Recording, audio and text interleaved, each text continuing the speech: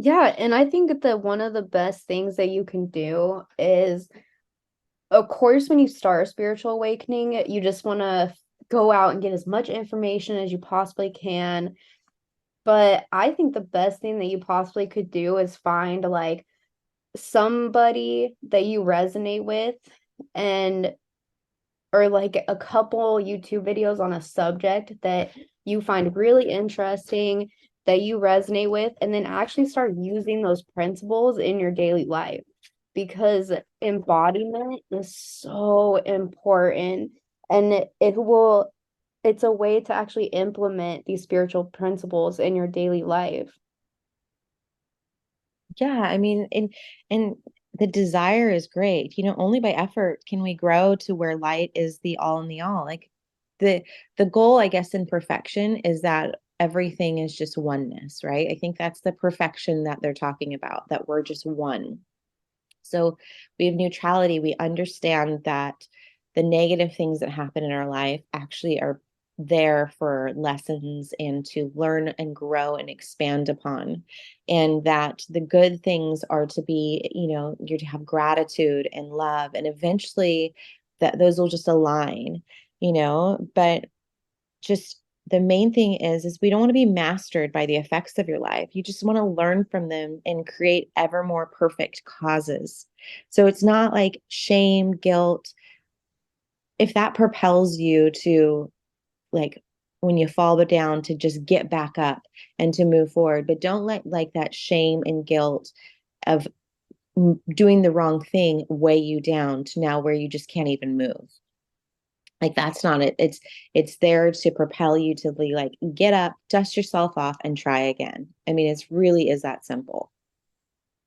Yeah, absolutely. And then just knowing that, you know what, I did the best that I knew how to with the information that I had at that time.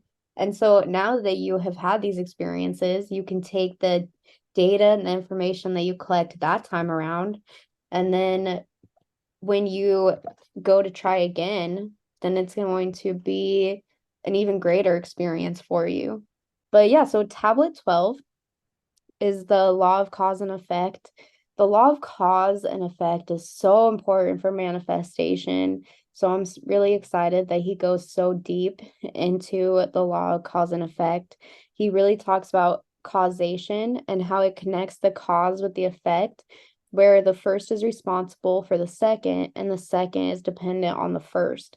So you can't have a cause without an effect, and you'll never have an effect without the cause. Right. The future's not fixed. It's an open book and depicted by man's free will. So each free will choice is the cause, right?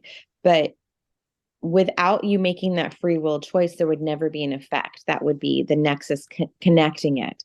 So if you were to just sit in a room and never make a choice, there would never be an effect really in the fact. I guess there would be an effect from not the choice of not making a choice, right? But like that's a lot of people who feel like if I mean, I've been in relationships with guys like this where they feel like if they push you to make the decision that they wanted to make, that then they could blame you for the bad outcome because they felt like, well, I didn't make a choice. It was your choice. And I'd always be like, it drive me mad because I'd be like, you did make a choice. Like the effects still happen, your hands aren't clean in this one, like sorry, time traveling. But it's just that I mean, either way, there's going to be an effect of the choice that you made. And it's not to like blame game like the old me would have done. It's to understand and like learn from it. Like, okay, so I didn't like this outcome. Let me dive a little deep and see where I could have made a different choice. And then that's where like presence really plays a role. When you're making choices, take that breath, ask for help from ask from a friend, ask from your higher self, like, what do I need to do here? And then, you can have a different effect, a different outcome with the knowledge that you have. Yeah, and one thing that really stood out to me when I was reading this tablet was he says the future can be read, but it is not fixed.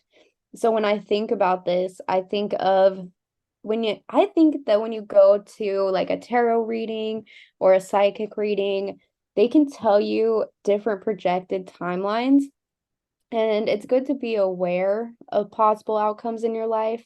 But this is also why a lot of people can go to like psychic readings and not feel like it's true or it didn't work out.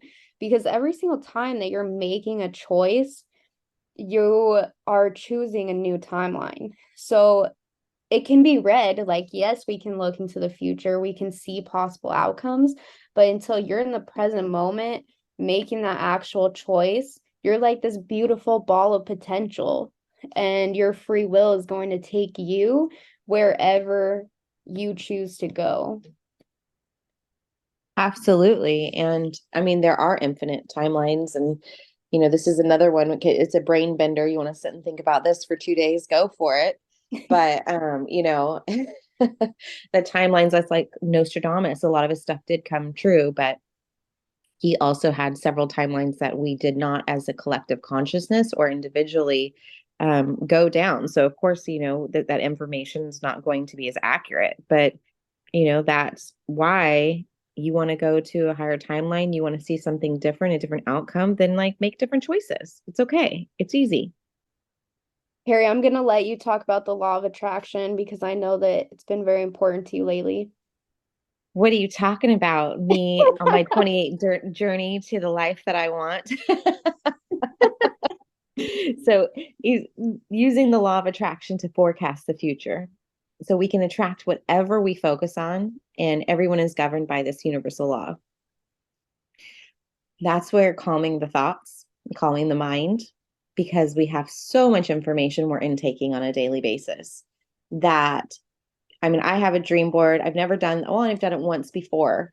And man, I posted that thing up on my walls, and immediately, like, three of the things that I had on there just manifested. I'm using visualization, I'm working with gratitude, and I think it's just so important.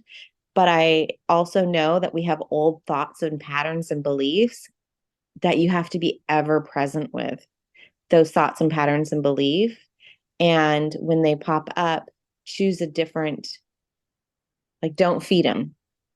Like my guides told me, when those thoughts and patterns, beliefs come into my brain, I have to go for a walk or I have to do something creative because it'll naturally take me out of that loop. So that's where I'm at right now. But I love the fact that I'm using this right now in my life. And then, yeah, we're coming back to it this week in the Emerald tablets. It's just like, don't waste your thoughts on negativity, but use positivity and gratitude. And for anyone that wants to be read out loud, it's on my YouTube channel, The Magic. I'm reading it out loud to people who are driving and don't have the time to read, so we can all do it together. So if you want to do that, separate side note, it's there for you. And I know, Ceirra, you do a lot of the visualization too, and you actually introduced that to me more than anything when I met you, of how you imagine things it's the Kabbalion as well, the principles that the mentalism, the law of mentalisms, of what can be imagined and held in the mind's eye is achievable if you take an action plan to get there.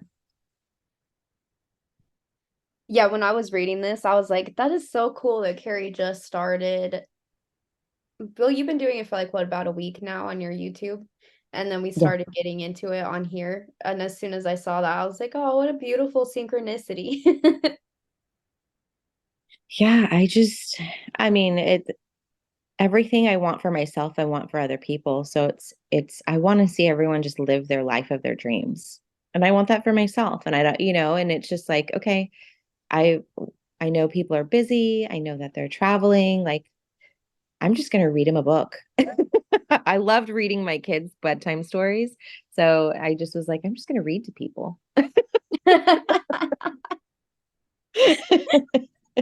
Yeah, so I love that they talk about, and I talk about this all the time when I talk about the Kabbalion. We're about to get deep into the Kabbalion after the Emerald Tablets, and you will learn how to manifest anything in your life. The law of attraction is so beautiful, but I also love that they talk about the law of cause and effect, because if we can use all of these principles and all of these laws of the universe together, that's how we truly create the life that we want, the life that we deserve. And so this is where it's really cool to use the law of attraction with the law of cause and effect, because you can hold your intention in your mind's eye, really visualize it, and then take conscious action towards whatever you want to create. So look at the different possible causes and what possible effects that they could have. And then you can choose from a higher perspective, from a higher place of what it is that you want to create in your life. And this takes you into patterns. Like obviously that pattern is not working out for you. I mean, it was a tool that somehow was brought into your life as a coping mechanism, a surviving mechanism, whatever it may be. It worked at one point, like it had function at one point. However, if you're not getting to where you want to be now, how is that cycle or pattern serving you? So try something different. Even if that difference in putting like they said to me, when I go into those thought processes, I have to go into creation or go for a walk. And it's like because they're filling it, they're just stopping that cycle. They're putting a block down so that that circular cycle is just no longer can't move. So look at those patterns of what's not serving you. And even if it's something that's not going to ultimately lead you to that effect, it's breaking the cycle and allowing something else to fill that space. And, we've been beasts before. Men has in its cycles been beasts. I mean, we've seen this even just recently in our humanity's time. And we have in our cycles we've rose to greatness, striving to have cause and effect become one, meaning we're trying to get there. We're trying to be unity consciousness, Christ consciousness, whatever you want to call it. And we're trying to get there, you know, and it's so important if that's what we want is these cycles to stop and for sovereignty that we have to use our superpowers of mentalism, of being able to manifest those things and stopping the cycles within our lifetime.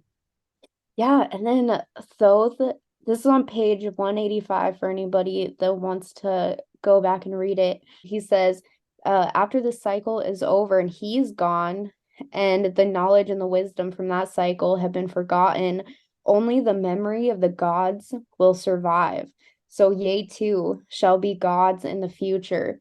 And I just thought that that was the coolest thing because it also makes you think about the gods in our history, the people that are considered gods in our human collective, they were all just beings here on earth at some point. So, are there human beings on the planet right now that have lived their lives this way according to the tablets, and they will be perceived as a god in the future to the future collective? And he's saying that if you are able to gain this knowledge and wisdom, then in the future, maybe you will be seen as a god. And that's the way that almost like you're remembered. I thought that that was so interesting. Yeah, I mean, I thought immediately, I was like, oh, I don't want that responsibility. But No. that's what I'm saying. It's like, it's not even your responsibility. It's just that you've made a name for yourself and other people saw the actions that you took. And so you were, they were able to remember you and what you created. So are gods just like normal beings on the earth that had this wisdom and knowledge? Yeah, I mean, I think that's why it's so important for people who are stepping up and sharing their stories and even like spiritual light worker, whatever you want to call them, like energy healers, that have practices. I think it's more important that we're honest and vulnerable and share in a very humble way our journey versus sitting up and with wearing all white with like rhinestones pasted to our foreheads, saying like love and light to you. And like it is somewhat of a judgment in my mind. And, I'm going to be honest there in the fact that like, I want to know like the raw and dirty and how you got there because that makes it feel so much more human in the human experience. And it makes me able to be vulnerable with you because I feel like there's connection and you understand that you're a human, humaning it here on this earth. I'm a human, humaning it on this earth. And like, we're both okay to share the experiences. I think that's so much more important in taking these roles of being out there for people.